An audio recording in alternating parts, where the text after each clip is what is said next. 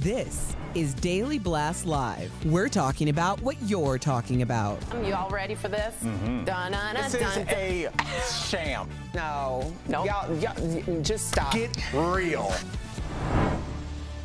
Good morning. Welcome to DBL. Hello, hello, hello. Hey. Hello. It's so good to see everyone here today, and I'm so grateful everyone here is watching because we have a big show because the first time in history, Republicans voted to remove their own party's leader. House Speaker Kevin McCarthy. This all happened after a power struggle between him and hardline Republicans. Florida Representative Matt Gaetz introduced the motion and was joined by 7 other far-right Republicans who voted alongside Democrats to remove Speaker McCarthy. So, DBL Nation, we're going to talk about why this happened and what's next, but we want to know this. Do you out there, we're going through the TV waves, support this historic move to remove Kevin McCarthy? Yes or no? Go to dblvote.com to weigh in.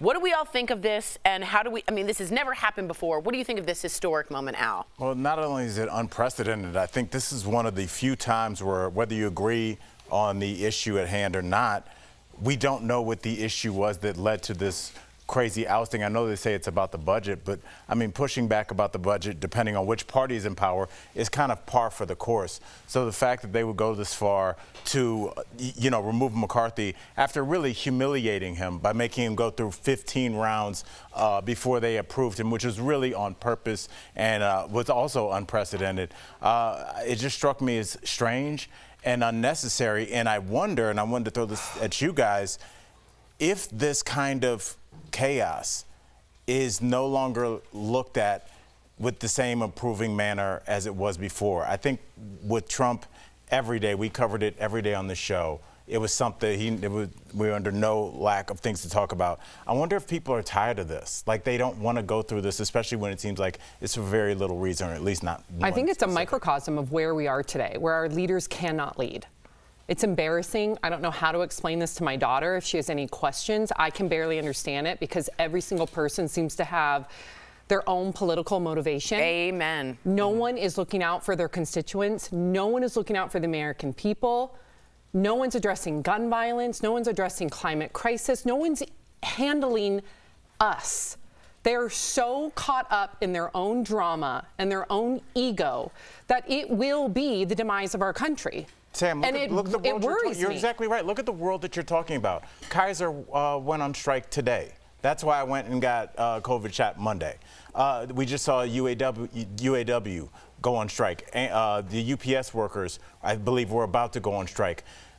There's things that are happening, Erica, and yet it just seems like this is political theater because Matt Gaetz wants to run for governor in 2 years. Let me just really interject before we go to Erica. A lot of people on the other side strongly believe that Matt Gaetz was standing up for the country that he believes is overspending, that this is a real political issue. This is a protest by ousting him, saying we're not going to let this happen. This group of 8 is coming in and they are saving the country by saving money. Was he worried about overspending those 4 years Trump was in office?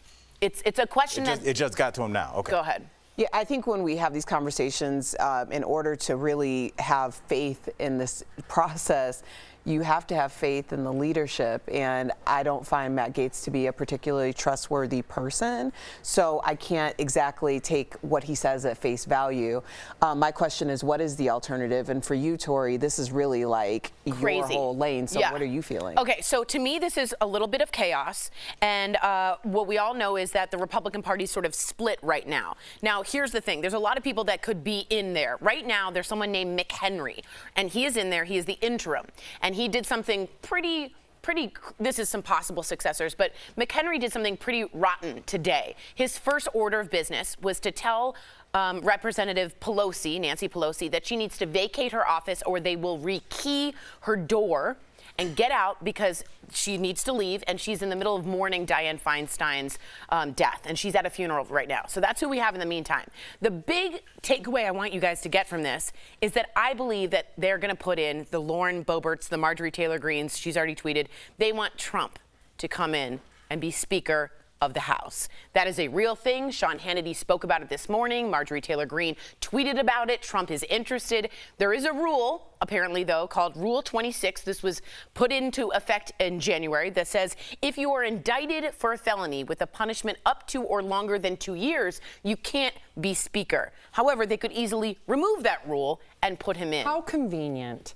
How convenient that, again, the most powerful people in our country get to play by their own rules. I'm sick and tired of it. I really am. I think I'm the whole disgusted. country I'm is. disappointed.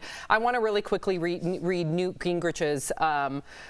He wrote this in the Washington Post. Gates has gone beyond regular drama. He's destroying the House GOP's ability to govern and draw a sharp contrast with the policy disasters of the Biden administration. Again, everyone has their own political motivation. And Sam, you were talking about leadership earlier, and I'm like, well, how can you lead if one person is able to oust you? Usually you need a majority. How would this place run? If somebody had one idea and Eric was like, I don't like that, and we shut down. And don't forget, we're all 40 days away from a government shutdown. That's right. So, and we have no Speaker of the House. And let me say that he himself, McCarthy, put that rule in place, that only one person could oust him after trying. He put that rule in place. I also want to show you McCarthy speaking about Gates, who a lot of you are saying is vying for the role. Here was yesterday speaking about him. Take a look. Look, you all know Matt Gaetz. You know it was personal. It had nothing to do about spending. It had nothing to do about everything he accused somebody of he was doing. It all was about getting attention from you. I mean, we're getting email fundraisers from him as he's doing it. Join in quickly. That's not governing. That's not becoming of a member of Congress. Interesting. He also said in the New York Times, Kevin McCarthy, I chose to govern and not hold a grievance. And for that, I'm proud. So interesting take from McCarthy. Let's take a look at what we think of the polls. Do you support the removal of Kevin McCarthy? Yes, 45% of you. No, 55% of you. I will say this strongly. Matt Gaetz doesn't have friends in the Democratic Party or the Republican Party. The inquiries into his child trafficking, other things are coming back up. So I don't expect Matt Gaetz to hold any kind of power position Jim Jordan, at all. who's nominated, has been speculated to be implicated in the sexual abuse scandal at Ohio State. Correct. And had done nothing. So there's another person with a sex scandal coming, so don't worry. We got stuff to talk about. Right. Yeah. So chaotic energy, good to hear from you. Let us know. We'll be at YouTube. Go ahead and check us out in the break. Coming up on DBL, a man who decided to adopt 3 siblings is sharing the very special way he became a father. And Tupac Shakur's murder trial begins with the man who's been charged getting his first day in court. Why did it take nearly 30 years? That's coming up.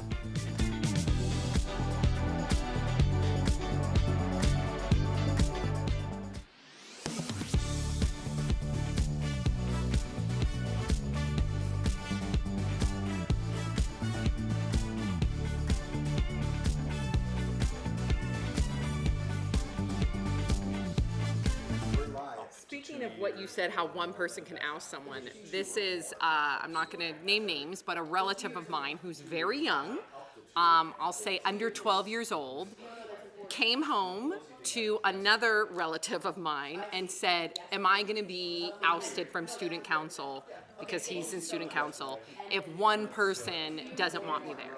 That's how it trickles down to kids on the playground. Like, they hear things in the news, they hear their parents talk, and then they're all of a sudden like, oh my gosh, look at all this chaos, because this now applied to me. And it just goes to show that our leaders are more children than our very own children. Maybe are we missing the point, and that maybe the point is chaos? Maybe the point, we mentioned whatever that guy's name you were over was there. because he did that But I sure to did do Nancy it. Pelosi. You're very we would have welcome. never spoken his name had he not had her thrown out of her office, put in another building, and had it rekeyed, because obviously the Republican Party is very disfavorable to Nancy Pelosi. So that was a stunt. But stunts but it gets your name out there. No, but when are our leaders going to actually lead and not be so? I get it, money out of politics. You say it'll never happen, but even if money were out of politics, you see these personal vendettas that I believe Matt Gaetz had against McCarthy. So when are we going to elect actual people who actually want to govern. Well, I mean, you just kind of brought it up when you were talking about the student council president worried that they would get elected or get ousted. Yep. But I mean, it's the same whether it's middle school, high school, or government. It's name recognition. You get elected because you're popular. Can I say- and wait, people know your name. Can I say and something, I think though? that's why people do things. I think you're right, except that this new generation coming up, gun violence and climate change are so much more important that they might have a different...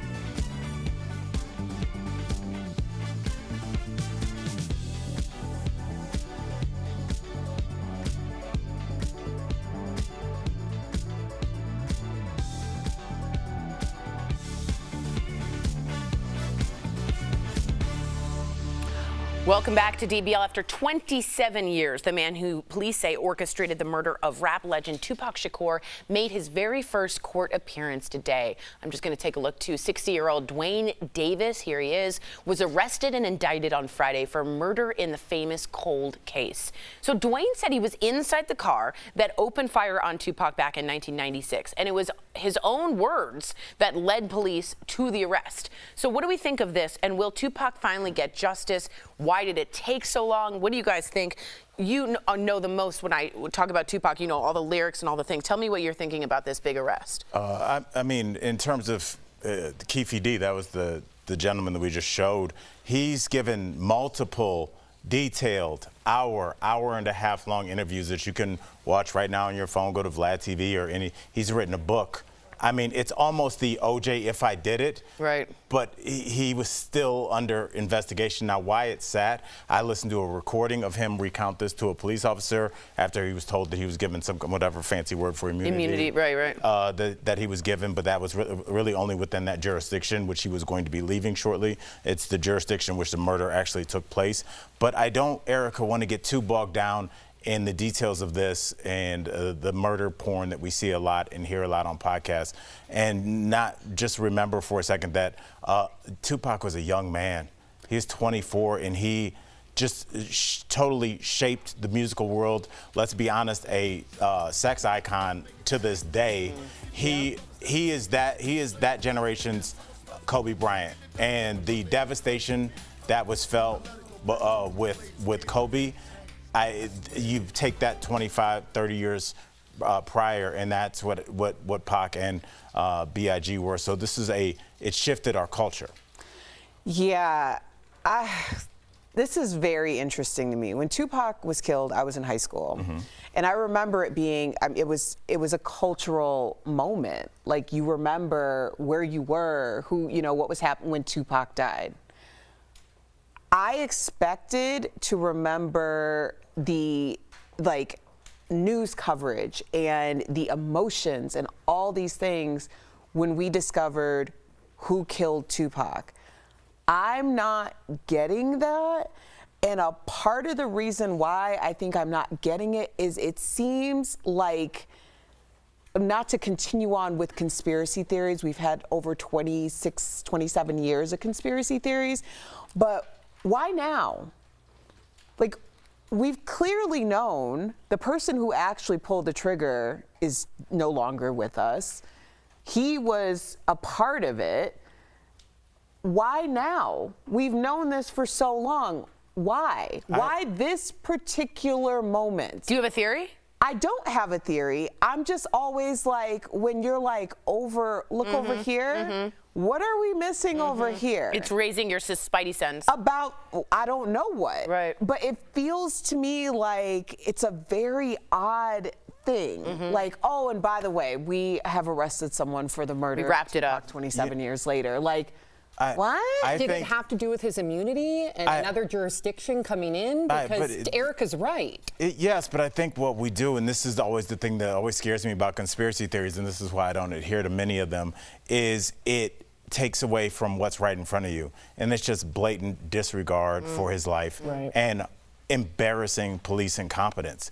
These interviews happened years ago. People writing in the chat about it, by the way. The book he wrote was years ago. The evidence was sitting right there. So I think, you know, if you hired me to do a service, Erica, and I didn't show up, I showed up 5 days late and did it halfway, you could say, was this a conspiracy that Al is trying to distract me from what's happening? Or maybe Al just sat on his couch for 5 days. Either one can be true, and I appreciate you bringing that element, but sometimes it's just incompetence. I guess what I'm asking is, what did Al find to be more of a priority than doing what I paid him to do? That's the question. So that's why I'm questioning right now why something that was so little of a priority in this moment with so much proof, is a priority. Like, especially that's what his level of celebrity. It just doesn't. It makes me feel like it makes me vigilant. Tupac is still an A-list celebrity. Yeah, absolutely. And it's just like the lack of anything is.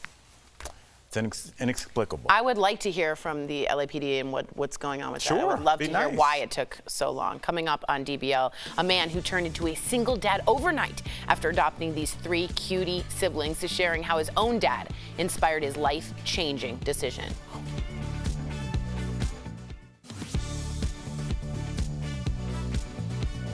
We can't play you the sound of an emergency alert here on TV during a non-emergency. That's actually a violation of broadcast law. But if you've ever been alarmed by your phone's warning of severe weather or a missing person, you know the alert we're talking about. And viral videos claim no matter where you are in the U.S., it'll be sounding off on everyone's phone on October 4th at 2:20 in the afternoon. It is going to happen to every single phone that is powered on. So will there be an emergency test alert tomorrow? We checked in with several sources here to verify yes, and it's not intended to be a surprise. FEMA and the FCC announced the plan in August to sound the alarms nationwide on October 4th, 2023 at 2:20 p.m. Eastern Time. FEMA says this test will ensure, quote, the systems continue to be effective means of warning the public about emergencies, particularly those on the national level. That would include national security events like a terror attack, missile threat, or other major public safety issue. The FCC explains the wireless emergency alert system will push out warnings to cell phones over a 30-minute period during that test. They'll look like a text message and identify themselves as a test. To get the alert, phones will need to be turned on, have service, and be compatible with the alert system, which covers most modern cell phones. You have to be connected to a cell phone network, so just remember to switch your phone to Wi-Fi only or airplane mode if it's a bad time to receive the alert. FEMA says the emergency alert system on TV and radio will also be tested, interrupting regular programming for a minute. With your Verify, I'm Abby Larico.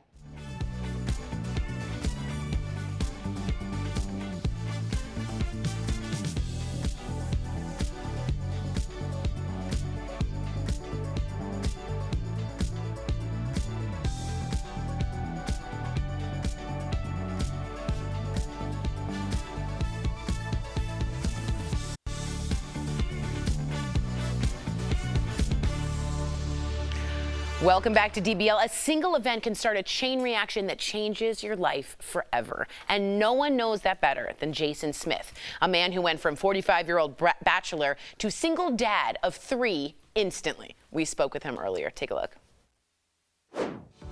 So my dad's name was John Miller Smith. He was affectionately known as Tucker. Over the years, our relationship was dynamic and we went through some bumps, but at the end of the day, over the last, 10, 15 years, our relationship was amazing. We were inseparable. We talked several times throughout the day. He called me at work. I sent him at work. He adopted all of my friends. They then became his son, his daughter. And then there was a phone number exchange. And now you guys are texting. And I'm like, what does he ask me to do? I remember that particular day vividly. I come home from work. I was extremely tired. I just went to sleep. I woke up to several missed calls. And it was late in the evening. And then I got a knock at the door at a weird hour. It's like 10 p.m., 11 o'clock at night. 2 friends of mine were at the door, and my sister was on the phone with one of my friends. And he hands me the phone, and she said, I don't know how to tell you this, but our dad died today. And she told me he just, she went to the store, basically had an unexpected heart attack. I knew that, my dad was crazy about, wanting grandkids, and just being the male and carrying a name and all that great stuff. I just had a feeling about not carrying on his name and legacy around that. And so that led me to start my journey towards adoption. Wow, Jason chose to foster to adopt, but what happened next surprised even him. So to tell us more, please welcome to the show, Jason Smith. Yes, Jason. Hi, everyone. How's it going? Hey, how are you, man? Oh, it's so nice to have you here, Jason. Now, you were looking through a website of foster kids, and one page caught your eye. What did you see? I was going through the process of trying to match myself with various kids who were posted in their profiles. And in my efforts to try to identify a son, I noticed a picture of a sibling group of 3. I read their profile and instantly I became interested, clicked on their profile, and a day or so later, I got an email from their caseworker.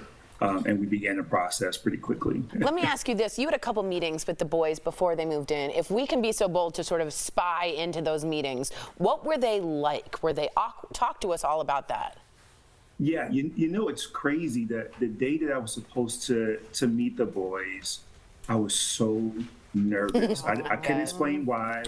I changed clothes like 3 times. And I was just meeting them at McDonald's after school. But I was freaking out. And so I show up at McDonald's. I'm there with their caseworker. And she's like, "Are you ready?" I said, I'm ready. And so I sat in the chair in the window. I see them arrive with their social worker. And immediately they run into the restaurant and they just come toward me. They're all over me like ants on rice. And so one of them was like, I had a hat on, a little midi fedora. He snatched it. "Can I have this?" And he takes it and puts it on his head. The oldest one's like, "Can you buy me a cell phone?" The other one, "You are, Dad." Like, what is going on right now? So the caseworker took them to get something to eat, and she said, "Okay, let's regroup." And so I was fine. And so we all sat, they started eating their meals, and we just started having conversation, right? And it was truly remarkable. That's amazing. So, Jason, I want to ask you went from a bachelor to a dad of 3 boys super quickly. Father to father. Yes. Are you okay, man? Are you, is everything okay? I think on my parts, I'm still connected. I haven't checked myself into a mental ward, but yes, I'm doing pretty well. Actually, since the boys have and I have connected, I must say that I feel like I have more meaning and purpose than I've ever had before, right? And there's been times when I've been on the journey, and working and saying, is this the right job for me? Should I be doing this? But now with the boys, I said, okay, here's what I'm supposed to be doing. And so every single thing that I do is now more purposeful than ever. Jason, the legacy continues. Your dad must be looking down on you. So proud, so proud. Well done. DBL Nation, as you must or might expect, 3 kids is expensive, and Jason is doing it all alone. If you'd like to help his family, please visit your GoFundMe. Just scan the QR code. It's right there on the screen. It takes a moment. Jason, thank you for joining us today. What a story. You are special. Congrats, Dad. You are. Yeah, welcome We'll be to right the family. back. Thank you. You guys are amazing. Thank you so much for having me here. Thanks. Thank you.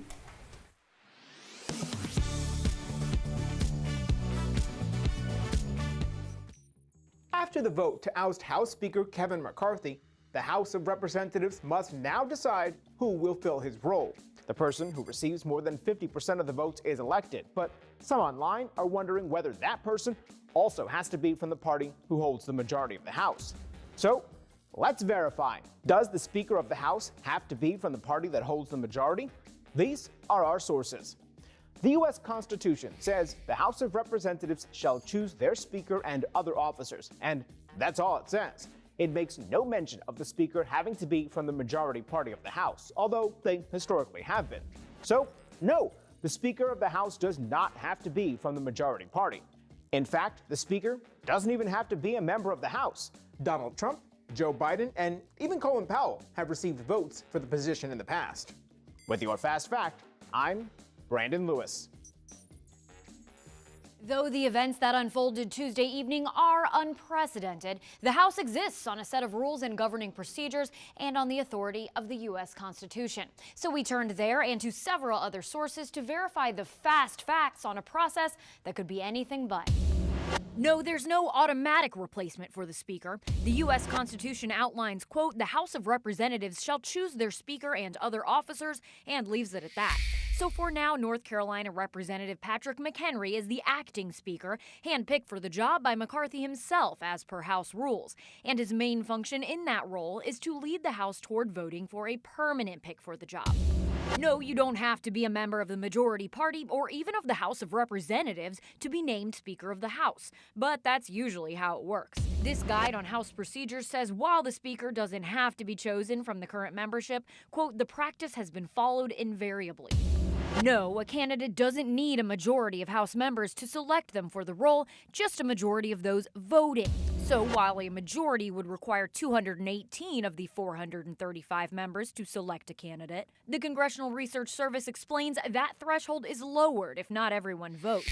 You may remember from the beginning of McCarthy's tenure earlier this year, ballots will keep coming until a majority consensus is reached among those voting. And no, the House really can't do its job as usual without a speaker. That means a delay on legislative duties, like passing spending bills that could avoid a government shutdown. Remember, the government is only open now because of a short-term spending bill keeping things going through November 17th. With your Verify, I'm Abby Larico.